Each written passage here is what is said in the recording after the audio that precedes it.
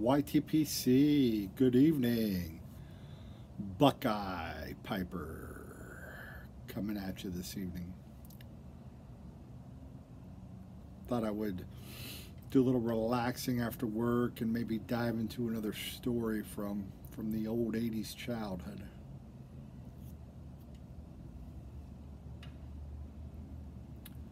Enjoying my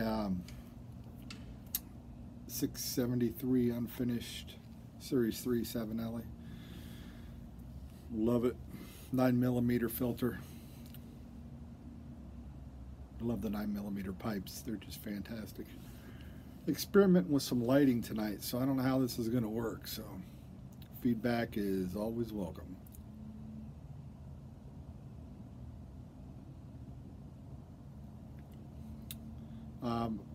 You know, Mrs. Bucket and I were talking tonight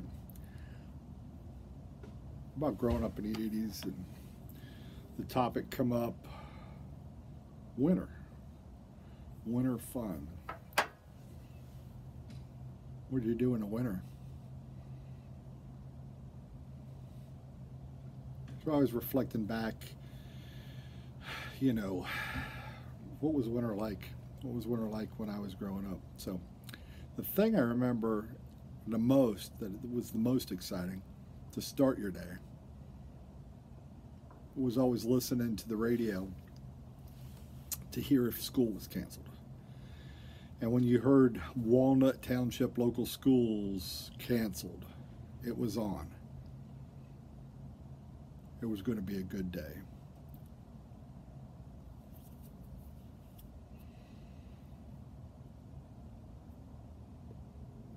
As soon as that happened, you know, we'd have breakfast and get the day started, and then you'd start working the phones as soon as breakfast was over and it was time to go. Now, I grew up with my grandparents. I grew up, we lived on a hill, and so we were the place to be in the winter. So Grandpa would go out and he would take the plow, and he had a 1959 Ford Jubilee tractor, painted scarlet and gray like Ohio State. I loved that thing. And we would drive it. He taught us all the grandkids, how to drive it, and we would all get to drive it. But in the winter, he'd jump on and he'd put the plow on it. And even though we lived on a grass hill, he would still plow it for us. And our hill was probably 70, 80 yards maybe. You know, it wasn't straight downhill, but it was a nice slope. So when Grandpa would plow it, you know, when the snow would build up, he would push a little off to the left, a little off to the right, make these snow banks. So you'd have this straight path going right down the hill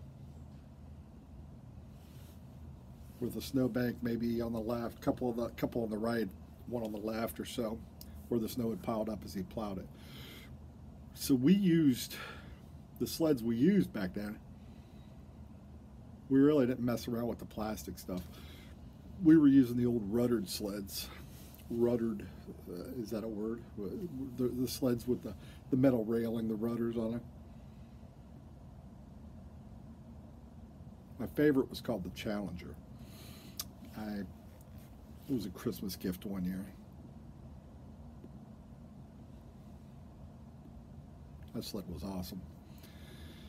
So, you know, you work the phones and all the kids would come over and we'd get the sledding. And the more you would sled after Grandpa plowed the hill, the more packed down it would become and the faster it would become.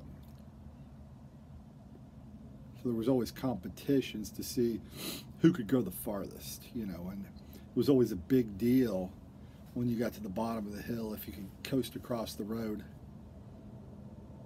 It was always awesome.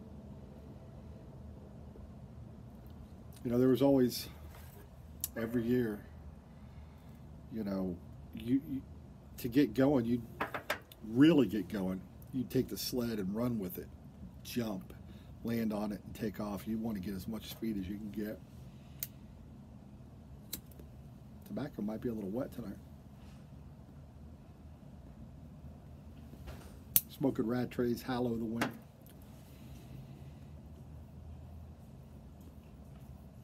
But you'd want to get as much momentum as you could. The kid that always missed was always funny because he would overshoot the sled and go face first, right in the snow, just buried, get up, just a face full of snow and just a mess. Everybody laugh at you.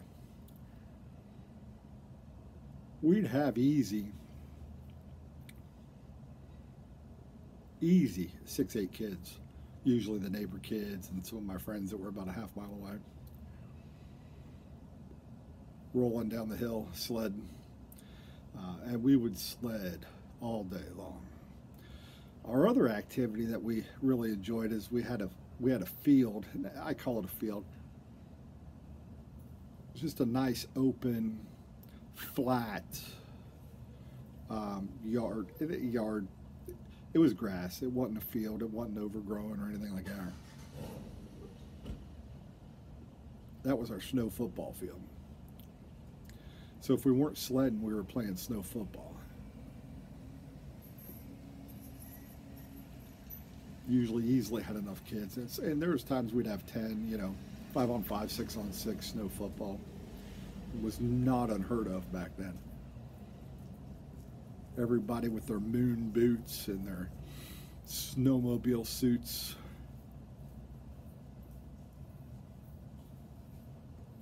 Good times.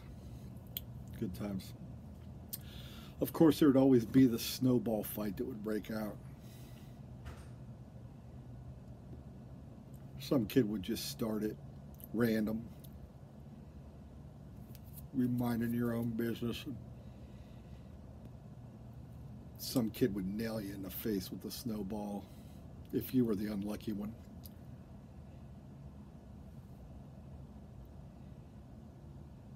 I might have started 1 or 2 of those back in my time. All heck would break loose. You got kids just running everywhere, and of course, on the big snow days, you're talking a foot of snow or so. Seeing kids trying to run through that.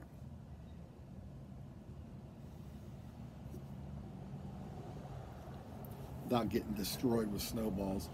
Then, it was never really, you never really pick sides, but sides would certainly break out based on who nailed who with a snowball.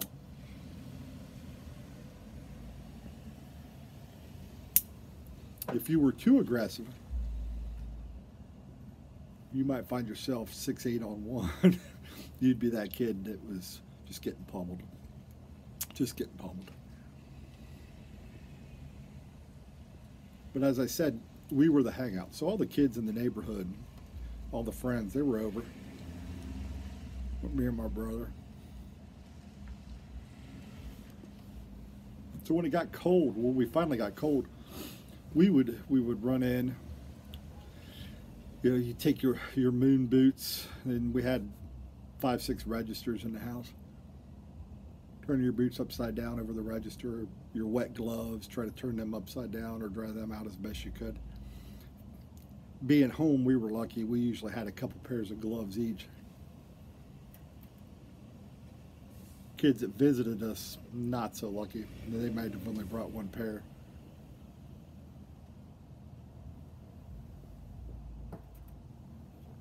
So you'd have to put on wet gloves. Ugh. It'd be freezing. So we'd come in, Grandma would make a big old batch of hot chocolate for every kid. Didn't matter how many kids were there. That's how Grandma was. She cooked dinner too. My friends timed it. They knew. They knew. So they would absolutely come over in time to get fed. And there were times I remember Grandma, she'd cook. There might be 6, 7 kids plus family. She cooked. Don't know how she did it. Well, I do. She was Grandma. But man, she'd take a meal for 5 and turn it into a meal for 25. Instantaneous. So we did have an Atari. So we'd come in, usually fire up the Atari or watch TV just long enough to get warm and dry. And then back out we went. Must have went through 5, 6 pair of socks a day. I do remember Grandma getting fired up about that. Put those wet socks back on. But getting dry ones every time. I had a thing about that, so I always wanted dry socks. I had a thing. I still do. Back out we'd go. More sledding, more running, more snowballs, more football. All day long. In and out. In and out. A lot more out than in.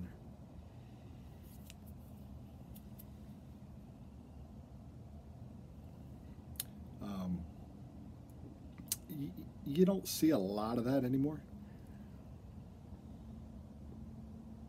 Now, if there's hills, you know, when I lived in Illinois, there was some nice sledding hills, and you'd see quite a few kids and their parents come out and sled.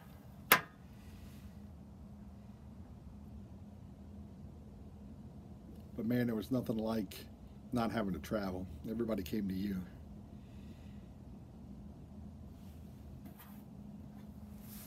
And we, same thing. You just hope for more snow overnight, so the next day that they would, they'd call off school again. What you hated to hear was 1 or 2 hour delay. You know, as a kid, you know. Now as I got into high school, I loved those 1 or 2 hour delays because that meant going back to bed.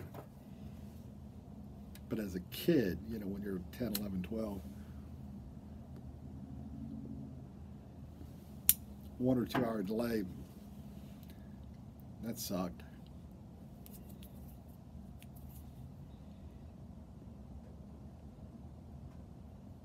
You were after the Walnut Township schools canceled. That's what you wanted to hear.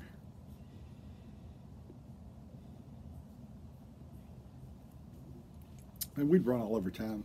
You know, when we were done, we'd walk, run. We were all over the place. Just a gaggle of kids. Snowmobile suits and moon boots as far as the eye could see.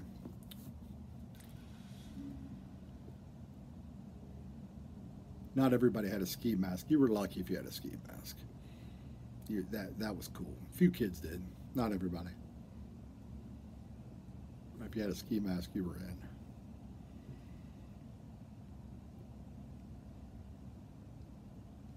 But that was growing up in the winter in Ohio.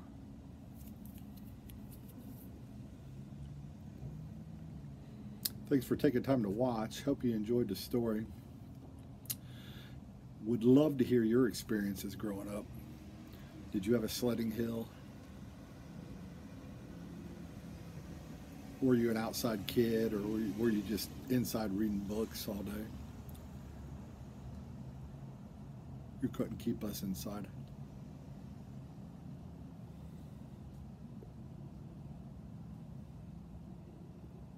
Appreciate y'all watching and taking time out of your day.